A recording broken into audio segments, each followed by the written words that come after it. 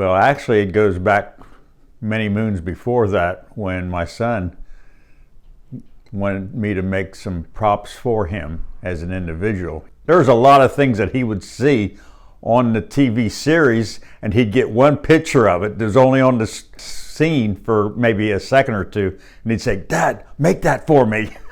And so that's how it started, and then it just blossomed from there. Well, the first sets I built, I had a diagram from John on how big they were to be. Fortunately, I could get all these panels in my van, and I drove all the way up a good 9 hours from my home in Kentucky to the Bednar estate. I was surprised because I really didn't think I could get it on my van. The seat was all the way forward and my belly was hitting the steering wheel. I remember that drive. I'll always remember that. But yeah, that was the first, in essence, studio. The only thing wrong with St. Mary's is it was too small. The facility wasn't large enough. One of the main things is on the construction, they wanted to make all these pieces where they could take them apart and move them around and stuff like that. Just like you could cut a piece of pie apart and put something else in its place.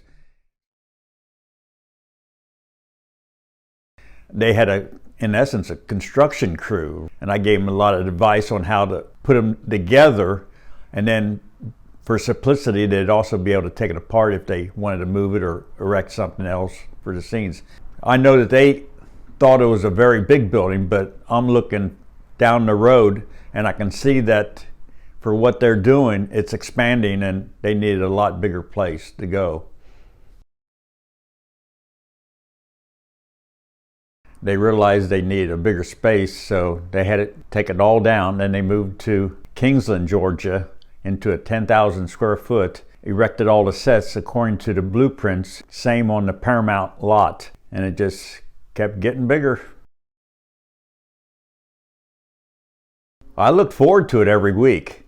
It was very enjoyable, and I watched it, and then my firstborn, John, and he started watching it, and I'm saying, "Aren't you going to watch this with me, Dad?" I says, "I've seen it already, but I'll watch it with you because it brought back memories." And now you look at what's being done. I mean, gee, that's almost 60 years later that they're still doing it. Like some people say they're reenacting. I don't think they're reenacting.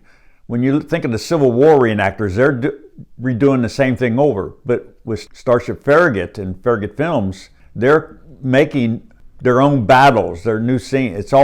They're not reenacting them. It's new, just like a new series on TV. As I look back on when Star Trek was doing it back in the 60s, everything was kind of brightly lit. And that was great because at the time, I mean, sure, it was nice seeing everything in color. But then fast forward a couple decades, and then they were all doing darker, edgier stuff. Farragut is doing the same thing. A decade or two later, now they've moved into the darker, edgier thing. They got new uniforms, and they're just advancing just as Star Trek advanced. Right now there's a campaign to raise money for Farragut Forward. It's called Indiegogo. And it shows my son there telling about it and how you can give and pass the word. If you can't do it financially, you can help just by spreading the word. And as you look at him there, he's in front of the helm navigation console. And just as my son followed in my footsteps in a sense with Star Trek, the person sitting in the navigational chair is his daughter Ava. She's the one as you look at on the left side, but it's going down to the third generation now.